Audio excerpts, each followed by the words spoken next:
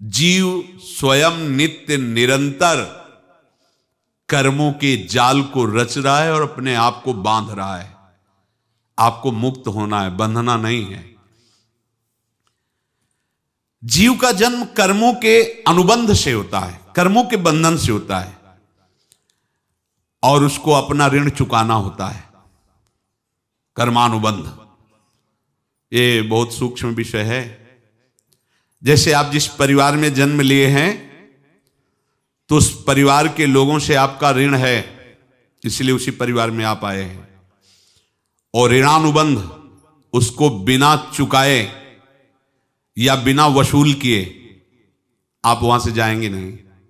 आपको लेना है तो वसूल करना है और देना है तो चुकाना है। ये पूर्व के जन्मों से निश्चित किया गया है। जैसे किसी के यहां पुत्र हुआ, जन्म से ही पैसा खर्चा शुरू हुआ, जो बड़ा हुआ तो उद्दंडता के द्वारा मार पूरे परिवार को क्लेश पर क्लेश देता चला जा रहा है। ये तुम्हारे कर्म का फल है। या ऐसे शक्तिहीन बुद्धिहीन ऐसे पागल पूरे जीवन सेवा करो, तुमसे अपना हिसाब चुकाने के लिए वो आया है। अब परिवार के जो सदस्य जुड़े आके, मतलब पत्नी आते ही पूरी हृदय में आनंद, परिवार में आनंद, और जीवन भर वो आनंद ही सुख देने के लिए उसका जन्म हुआ। वो अपना ऋणानुबंध मुक्त, और आते ही भयंकर क्लेश खड़ा कर दिया, बीच में दीवाल और झगड़ा वैसा, फिर अतरे दिन मारपीट शुरू, कलह अशांति, पूरा जीवन नरक हिसाब करने आए। यहां ऋण चुकाए बिना कोई जा नहीं सकता, ऋण चुकाना पड़ेगा। किसी का ऋण वसूल करना है तो किसी को ऋण चुकाना है, दोनों काम करने होते हैं। अनेक जन्मों में अनेक लोगों के साथ हमने जो बर्ताव किए हैं, अच्छे या बुरे, वो होंगे। अब किसी आदमी को हम जानते नहीं, अचानक मिला, अचानक टक्कर लगा और मार पीट गाली गुप्ता सब कर दिया, चुपचाप सह लो। क्यों? ये आपका हिसाब है, पूर्व का हिसाब। हमारा उससे कोई द्वेष नहीं, कोई संकल्प नहीं। अचानक घटना घटी और हमसे द्वेष करने लगा, हमें पीटने लगा, हमें गालियां दे, ये हिसाब है, चुपचाप सह जाओ। अपने घर का भाई ही भारी दुश्मन बन गया और क्लेश दे, हिसाब है। एक प्रभुदत्त ब्रह्मचारी जी की वाणी में पढ़ा था, एक महात्मा जी भ्रमण करते थे तो उस समय असरफियां चलती थी, मोहरे असरफियां, तो उनको भेंट में देते लोग। तो या तो ठाकुर सेवा में लगे तत्काल, या संत सेवा में तत्काल लगे, उसका संग्रह करके डोलना ये ठीक नहीं है। बैरागी के लिए सिद्धांत में ये ठीक नहीं है। तो जब 2, 4, 6, 8 ऐसे मोहरे हुई तो उन्होंने विचार किया कि और भ्रमण करके जब काफी मोहरे हो जाएंगी तो प्रयागराज में जब कुंभ पड़ता है, एक बार पूरे सब अखाड़े के संतों को, अलग अलग संप्रदाय सब संतों को बुलाएंगे और सबको पुआएंगे। अब साधु है तो यही विचार करेगा, और क्या विचार करेगा। तो उन्होंने एक ऐसे डंडा बनवाया, बेंत, जो ऊपर से चूड़ीदार और भीतर पोला, और मोहरे उसमें डालते गए। और भ्रमण, जहां जहां श्रद्धालु भगत सबके यहां जाना और इच्छा रखना कि एक मोहर तो दे ही दे दक्षिणा में। कामना कोई भी हो वो बांधती ही है, ध्यान रखना। इसीलिए प्रभु जो चाहे वो करे, अपनी चाह नहीं रखनी चाहिए, अपनी चाह प्रभु की चाह में मिला देनी चाहिए। धीरे धीरे वो छड़ी भर गई। भ्रमण करने वाले महात्मा चूड़ी लगाई, इंतजार करते रहे। जब प्रयाग का कुंभ पड़ा तो चले। तो रास्ते में एक गांव में पूछा जाता है, जैसे कहीं रुको कि कोई श्रद्धालु ऐसा है जो संत सेवी है। तो कुछ लोगों ने बताया, हाँ एक परिवार है बहुत संत सेवी है और आपको मिलाते हैं उनसे। आइए महाराज, घर में रुका, खूब अच्छा हलवा पूड़ी पवाया, और जो घर के मालिक थे चरण दबाए। चरण दबाते दबाते उनकी दृष्टि पड़ी उस डंडे पे, इतना मोटा और ऊपर से कुछ चूड़ी सी भी नजर आ रही। इस डंडे में तो कोई रहस्य है ही है। अब महात्मा जी को खवा पिला के सुला दिया। महात्मा जी जब सो गए तो पत्नी से धीरे से कहा, वो डंडा लाओ बाबा जी का। डंडा, वो चूड़ीदार जो ही खोला पलटाया तो सैकड़ों मोहरे। ऐसे संत रोज पधारे भगवान, तुम आनंद हो जाए फिर क्या। पत्नी से कहा, नाप के कंकड़ लाओ। वो तो महात्मा जी तो खाए खीर पूड़ी, आराम से सो रहे। रात में पूरी प्लानिंग करके उसमें कंकड़ भर के चूड़ी लगाकर सिराने रख दिया, सारी मोहरें हटा ली। महात्मा जी आराम से छड़ी उठाए तो वजन पक्का। वैसे बड़े लोग चतुर होते हैं, पर ये नहीं जानते कि कर्म कितना भयानक होता है। और उनकी कोई संतान नहीं थी, पर धन में इतना प्रेम उनको था। बहुत सावधान। साधु महात्माओं के पास जो अर्थ है, गृहस्थी अगर आता वहीं से है, पर अगर उसको जोर जबरदस्ती या किसी छल कपट से, तो वो उसका विनाश ही करता है। आज तक का प्रमाण है। अब उनको ये भाव पता नहीं होगा, या पता होगा तो लोभ के कारण वो उसको मान नहीं पाए होंगे। महात्मा जी गए प्रयाग में, किसी अखाड़े पर रुके और वहां प्रार्थना की कि कल जो है संपूर्ण अखाड़ों का निमंत्रण किया जाए और सब संतों को भोग पवाया जाए और उनको दक्षिणा भी दी जाए। महंत ने सोचा कि बहुत बड़ा है तो उत्सव है, क्योंकि प्रयाग में कितने हजारों संत महात्मा सब। तो उनका, महाराज बोरों इसमें चीनी और टीनों घी लगेगा, सब व्यवस्था। बोले आप मंगाइए, एक एक हिसाब हम करेंगे, हमारे पास सब व्यवस्था है। बोले कुछ तो पहले दे दो, इकट्ठे देंगे हम। उनको था कि अगर हम छड़ी खोला और दो चार मोहरे दी, किसी को पता लग गया तो गड़बड़ हो सकती। बोले हम भंडारे के समय आखिरी में सब कुछ आपको दे देंगे। ठीक है। वो अपने पास से पैसे लगाकर खूब जितना सामग्री सब लाए, लाखों की, और सब संतों को निमंत्रण कर दिया। संत जन निमंत्रित हो गए, भंडारा बन रहा है। तब वहां के महंत है, उनका देखो भंडारा भी बन रहा है, संतों को निमंत्रण। अब आप अर्थ की व्यवस्था कीजिए, क्योंकि इतनी बड़ी हमारी सामर्थ्य नहीं थी जितना हमने किसी तरह हमने व्यवस्था की। अब मुझे अर्थ चाहिए, तभी आगे की व्यवस्था बढ़ेगी। संतों को दक्षिणा देंगे और जिनसे अर्थ लिया उनको दे। देखो रसोई बन गई है सब। उनका छत में विश्वास नहीं तो ये अभी चूड़ी खोली। उनको तो था ना कि मोहरे हैं, कंकड़। तो जैसे कितना उनको सदमा लगा होगा। हजारों संतों का निमंत्रण, रसोई बन, मतलब संत हो के छल कपट। तो उनका, महाराज आपने तो हमारा नाश कर दिया, जो महंत थे। अब बताओ, रसोई बन गई, संत निमंत्रित हो गए, और आप ये कंकड़ दिखा रहे हैं हमको।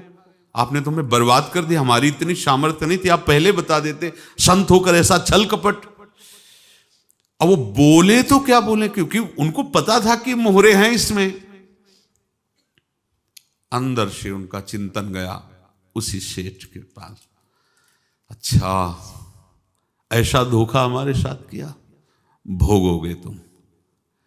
ये जो निकलता है ना भोगोगे, ये अकाट्य होता है। क्योंकि किसी का भी हृदय, मान लो किसी भी जीव जंतु को आप कष्ट दें और उसका हृदय आह भर जाए, तो वो आह वज्र की लेख है, तुम्हें भोगना पड़ेगा। वो देखो भीष्म जी को भोगना पड़ रहा है ना। सांप को ऐसे धनुष की नोक से उठाया और बंबूल के कांटों के ऊपर फेंक दिया, कई दिन तक शेदा हुआ, वो आह भर करके मरा। तो आपको 6 महीने बाणों की सैया पर आह किसी की ना लेना जिंदगी में। कोई ऐसा कोई आह भर करके कह दिया तुम समर्थ हो, हम तो कुछ कर नहीं सकते, और अंदर से दुखी, फिर तुम्हारी सामर्थ्य काम नहीं करेगी, मिट्टी में मिला देगी। फिर ये तो संत थे और भगवत आराधना के लिए, संत आराधना के लिए ही ऐसा किए हुए थे। अब इनका कैसे मुंह दिखाएं, अब क्या करें। सुबह संत जन आएंगे, सबके बीच में हमारी कि देखो इन्होंने, अब क्या करें। गए और संगम में जाके छलांग लगाई, अपने प्राण त्याग दिए। अब उनके तो पास मोहरे थी और व्यापार बढ़ा, और 9-10 महीने बाद ही लड़का हुआ। अब तो उनको कि संत फलीभूत हो गया। देखो व्यापार चल रहा, लड़का नहीं होता था, लड़का भी हो गया, बड़ा आनंद छा रहा है। जब से वो प्रकट हुए और धन की वृद्धि शुरू हो गई, पढ़ाई लिखाई में उनके खर्चा हुआ सब, बस बीमारी शुरू हो गई उनके शरीर में, अब उसमें पैसा जाना शुरू हुआ। इतने आसक्त वो दोनों हो गए कि कुछ भी हो, व्यापार ठप, संपत्ति बेचना शुरू। तो उन्होंने कहा कि बेटा मैं क्या कर सकता हूं तुम्हारे लिए? बोले हमारी अंतिम इच्छा है प्रयाग चलो, और जितने प्रयाग में संत महात्मा सबको एक बार भंडारा करवाओ, हमारी इच्छा अंतिम है, क्योंकि अंतिम यही इच्छा थी। तो बोले अब ज्यादा संपत्ति तो नहीं रह गई, तो बोले घर बेच दो, मेरे लिए ही तो है, बेच दो, मुझे लगता मैं बचूंगा नहीं, पर मेरी अंतिम इच्छा पूर्ण कर दो। घर बेच दिया, जेवर बेच दी, वहां गए, जब संत सेवा की तो बोले मुझे संगम तक ले चलो। संगम तक ले गए और बोले समझे तुम चुराए थे और हमने उसको छीना है, कुछ नहीं रह गया तेरे पास कुछ, अब केवल ममता और आसक्ति में जलकर मर और नरक प्राप्त कर। मैं वही महात्मा हूं जिसकी तूने मोहरे ली थी, शरीर छोड़ दिया।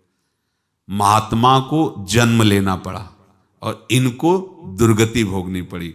ऋणानुबंध, होश में, ऐसा नहीं कि आप जो कर रहे हैं कोई देख नहीं रहा, कोई हिसाब किताब नहीं, जो कर रहे हैं अवश्य में भोक्तव्यम, बहुत सावधान। अनेक जन्मों में अनेक लोगों से जो कुछ लिया दिया है, इस लेने देने को मिटा देने के बाद ही तुम मुक्त हो गए। इसीलिए एक उपाय है, लेना न देना मगन रहना। क्या? मालिक को समर्पित हो जाओ, मालिक को अपना माना हुआ समर्पित कर दो, खत्म। अहम त्वाम स्वरूपापेभ्यो मोक्षयिष्यामि, सब खत्म, आगे पीछे लेना देना सब खत्म। एकादश स्कंद में भगवान श्री कृष्णचंद्र जी ने कहा जो मेरे चरणों का आश्रय लेकर भक्त मेरा भक्ति करता है, उसके पितृ ऋण, मातृ ऋण, देव ऋण, ऋषि ऋण, सब ऋणों से मैं मुक्त कर देता हूं। बस यही एक उपाय है जो इसके बंद करने का उपाय भक्तों के लिए है, वो यही है, भगवान की शरण में होकर अपना माना हुआ पूरा भगवान के अर्पित कर दो। अर्पित करने का तात्पर्य उसमें अहम हटा दो। तो दियम वस्तु गोविंदम तुभ्यमेव समर्पये। जिनसे तुमने सेवा करवाई है उनकी सेवा करनी पड़ेगी, जिनसे तुमने जो कुछ लिया है उनको देना पड़ेगा। ये लेने देने का व्यापार जब तक समाप्त नहीं होगा तब तक तुम्हारा जन्म मरण चलता रहेगा। अब आपको यहां समझना है, यदि आपसे किसी ने पैसे लिए बेईमानी करके नहीं दे रहा है तो आप उसको गाली मत दीजिए, आपने बेईमानी की थी इसलिए आपकी बेईमानी हुई है, ले गया, कोई बात नहीं है, बंधन से मुक्त हुए, जो बोझा था चला गया। उसको ऐसा ना देखे कि ये बेईमान हमारे रुपए मार लिए, अब जो कुछ होगा देखेंगे। अगर आप आगे नया कुछ करते हैं तो फिर आगे का हिसाब आपको भोगना पड़ेगा, ध्यान रखना। ऐसा नहीं है कि आपको भोगना नहीं पड़ेगा। एक ही उपाय है कि अब जो शरीर धारण किए इसी में जो भोग ले, आगे ना होना चाहिए। तो क्या करे? सर्वतो भावेन भगवान की शरण ले ले। ये तो सर्वाणि कर्माणि मयि सन्न्यस्य मत्पराहा अनन्ये नैव योगेन माम ध्यान उपासते तेषामहं समुद्धरता मृत्यु संसार से। ये बड़ा कठिन है पार होना, कोई छोटी मोटी बात है। एक महात्मा बाल्यावस्था से भजन करते थे, शालिग्राम भगवान पास रखते थे और उन्हीं की आराधना करके बस पाठ, नाम, जप और भ्रमण करते थे। यौवन अवस्था थी, गंगा जी के किनारे अपने ठाकुर को विराजमान करके स्नान करने के लिए कपड़ा ही उतार रहे थे कि 90 लोग आ गए, भाला तलवार सब ले, मारो मारो इसको मारो, घेर लिया। तो उन्होंने हाथ जोड़कर कहा हमने क्या अपराध किया, कोई सुन ही नहीं रहा। तो उन्होंने कहा मार तो डालोगे ही आप, 90 लोग, हम कोई अस्त्र शस्त्र तो लिए नहीं, एक बार हमें गंगा में डुबकी लगा देने दो और अपने ठाकुर को स्नान करा देने दो, फिर इसके बाद आप मार देना। भगवत इच्छा से वो लोग रुक गए, स्नान किया और अंदर से प्रार्थना की, प्रभु ये क्या लीला है आपकी सिवा मेरा कोई है नहीं और ये मुझे मारना चाहते हैं। तो भगवान ने जानते हो क्या कहा उनके अंतर में, तुम मेरे में ध्यानस्थ हो करके शरीर को छोड़ो, ये लोग मारेंगे। ये मेरे भजन का फल है कि तुम्हें 90 जन्म नहीं लेना पड़ेगा। एक ही जन्म में 90 मिलके, तुमने 90 हिंसा की थी पूर्व में, तो तुम्हें 90 बार जन्म लेना होता और एक एक करके मारते। ये मेरे भजन का प्रताप है कि एक बार में ही 90 का हिसाब हो जाएगा। तुम आंख मूंदो, मेरे ध्यान में मगन रहो, मेरे प्रताप से तुम्हें कोई चोट नहीं होगी और स्वाभाविक मूर्छावस्था में प्राण तुम्हारे छूट जाए। ऐसा ही हुआ, ऐसा हुआ। तो ये बात समझ लो कि ये जो कर्मानुबंध है, ऋणानुबंध है। आप देखो, अगर शाप महात्माओं ने दिया कि तुम्हारे वंश का इससे विनाश होगा, तो भगवान भी परम धाम जा रहे तो उसी कील से, बाण की नोक में जो मछली लील गई थी छोटा कण, उसी से की नोक बनाई और उसी नोक को प्रहार किया। भगवान के श्री चरण में वही बाण की नोक लगी और भगवान ने स्वीकार किया ना। भगवान का बड़ा लीला विचित्र है। अगर छुप करके उधर रामावतार में बात, तो इधर ऐसे स्वीकार किया है भगवान ने। ऐसा कहीं नहीं दिखाया कि मैं भगवान हूं तो मैं अपने लिए, ऐसा नहीं दिखाया। नारद जी का हित किया पर नारद जी ने शाप दिया तो भगवान ने स्वीकार किया। बंदरों ने ही सहायता की, जैसा बोले थे वैसा। ये लीला इस शरीर में भोगनी पड़ेगी। हाँ, ज्यादा को कम में भुगता देंगे, पर अब अगला शरीर ना मिले इसके लिए सर्वतो भावेन भगवान के आश्रित हो जाए। जैसे आपने दुकान फैला रखी है तो उसमें दो काम होते हैं, लेना और देना। किसी को उधार दिया है तो हमें उसे लेना है, और कोई नगद देकर सामान ले रहा है तो उसे सामान देना है, या उधार लिया है तो हमें उधार देना है। अब अगर दुकान बंद करनी है तो तुम्हें देने वालों पर जोर देना है, लेने वालों पर जोर नहीं। लेने वाला तो जाओ हम क्षमा किया, समर्पित किया, हमारा कोई संबंध नहीं, खत्म हो जाए, वो खुशी हो जाएगा। लेकिन देने वाला तुम अगर दुकान भी उठा दोगे तो जहां भी रहोगे तुम्हारे पास वो आएगा, लाइए हमारा। तो देने पर नजर रखिए, जिसका जिसका हिसाब है वो आपके सामने आता जाए, हटाते जाओ। लेने पर नजर मत रखिए और दुकान फौरन उठा दीजिए। नहीं, अगर लेते देते रहे तो चलता रहेगा। आगे चलकर कुछ लेना न देना, मगन रहना बस अपने प्रभु के चिंतन में। अब हम कैसे जाने कि किसको क्या देना है, हमें क्या पता? तो हम पूरा हिसाब जिनको पता है उनको दे देते हैं। समझ रहे हो? उनको पता है क्या लेना है क्या देना है, तो इनके पास पहुंच गए या सरकारी हिसाब से सब बराबर कर देंगे। हमको अपनी जिम्मेवारी इनकी चरणों में समर्पित कर देना है, तभी हम जीवन मुक्त होंगे। ये रहस्य की बात है। प्रभु कह रहे हैं, यस्य सर्वे समारंभाः काम संकल्प वर्जिताः ज्ञानाग्नि दग्ध कर्माणं तमाहु पंडितम बुधाः। जिसके संपूर्ण कर्मों के आरंभ संकल्प और कामना से रहित हैं, तथा जिसके संपूर्ण कर्म ज्ञान रूपी अग्नि से जल गए हैं, उसको ज्ञानी जन भी पंडित कहते हैं, बुद्धिमान कहते हैं। पूज्य श्री भाई जी महाराज कह रहे हैं, जैसे वहां ज्ञानाग्नि से दग्ध कह रहे हैं, तो अपने वृंदावन वासियों का प्रेमाग्नि से सब कर्म संस्कार दग्न होते हैं। जिस समय आपके हृदय में भगवत प्रेम का प्रादुर्भाव होगा तो लेश मात्र कभी तुम्हें दुख नहीं भोगना पड़ेगा। प्रेम का प्रादुर्भाव होते ही दुख का नाश हो जाता है, महासुख। जब प्रेम का प्रादुर्भाव होगा तो समस्त पाप भस्म हो जाते हैं, अशांति नष्ट हो जाती है, संसार ज्वाला स्पर्श भी नहीं कर सकती है। जब भगवत प्रेम का प्रादुर्भाव होता है तो हो सकता है उस उपासक के जीवन में दुखों का पहाड़ टूट पड़े, परिवार खिलाफ, शरीर रोगी, अव्यवस्था, बहुत बहुत कुछ, सब कुछ। कह रहे हैं इतना सब होने पर भी उसके हृदय में कोई भी दुख नहीं होता। ऐसा सामर्थ्यशाली भगवत प्रेम है। भगवान के चरणार बिंद का जिसके हृदय में प्रेम है, भारी से भारी दुख भी उनको विचलित नहीं कर सकता।